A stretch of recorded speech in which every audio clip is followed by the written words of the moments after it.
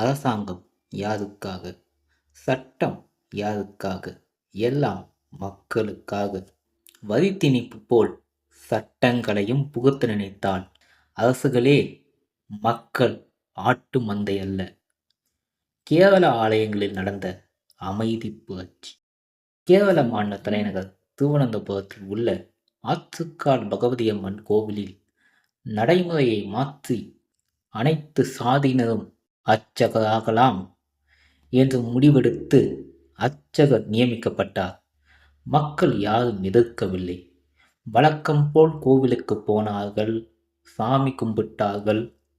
ஆனால் பிரசாதம் வாங்குவதை நிறுத்தினார்கள். அர்ச்சனை தட்டு பணம் போடுவதை நிறுத்தினார்கள். விளைவு, எனக்கு கோவில் பூஜை வேலை வேண்டாம், கோவிலிலே ஏதாவது கிளர்க் வேலை கொடுங்கள் என்றார். அரசு எடுக்கும் முடிவு தவறு என்றால் அதை சட்டத்தை மீறாமல் தோற்கடிக்கும் சக்தி மக்களிடம் உள்ளதே.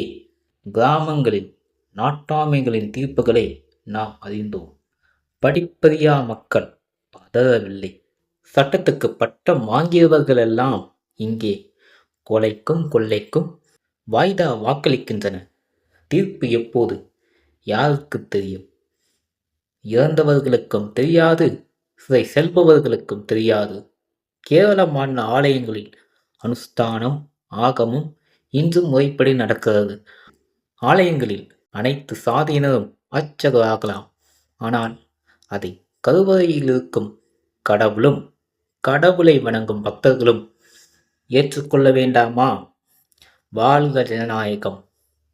மீண்டும் சந்திப்போம். நன்றி, வணக்கம்.